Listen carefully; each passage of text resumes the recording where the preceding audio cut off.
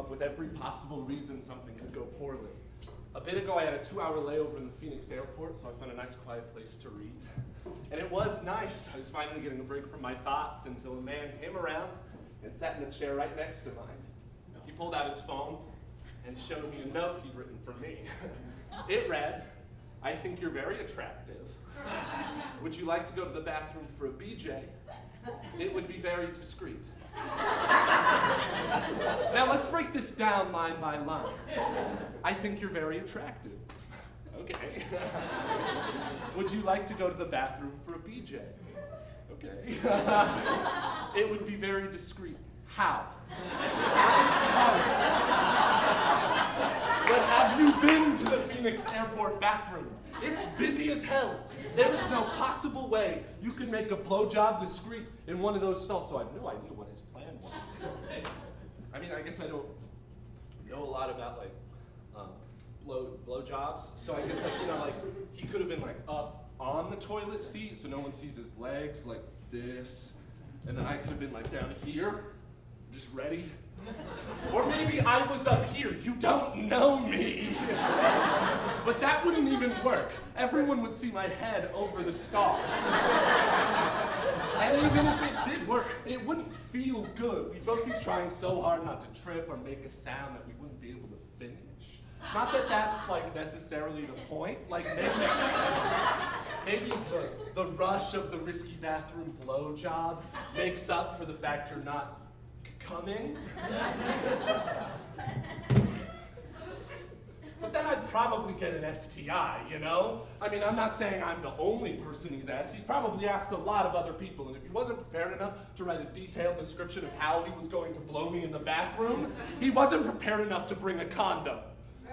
For him or for me, you don't know me. And so I was thinking all of this while reading the note he made for me. And the only thing I could say was, "No thanks, I'm good." And he got up and he walked away.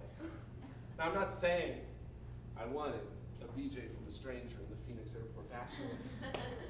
But if I'm more confident, I know what his BJ plan was. Or maybe I wanted a blowjob. You don't know me. I texted my brother about the proposition that had just been put out in front of me. He said I should have gone for it. My brother's always been more confident than me. He's always been able to do what needed to be done to get what he wanted. Case in point, Boy Scouts. I do look like I'd be in Boy Scouts, so maybe you know me a little bit.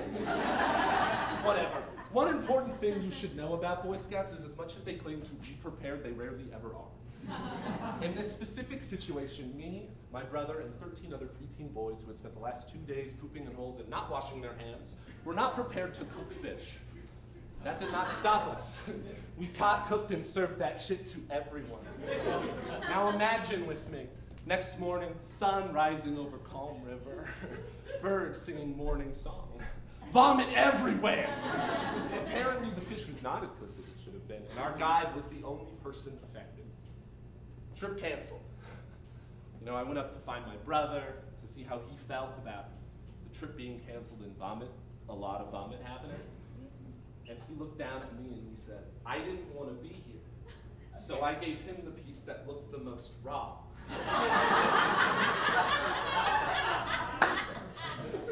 That is evil, but confident. And it got results, you know. I did benefit from the poisoning. You know, I didn't want to be there either, and I did laugh when, you know, he threw up and then the duck started eating the throat, but I wasn't the one who did it, okay? Confidence is what makes my brother generally evil, but maybe confidence is what makes evil people evil. Think about it. Donald Trump, confident. Hitler, confident. My brother, very confident. You know, it takes a lot of confidence for Hitler and Trump to do what they've done, but it also takes a lot of confidence for Ethan to lick the lenses of my glasses.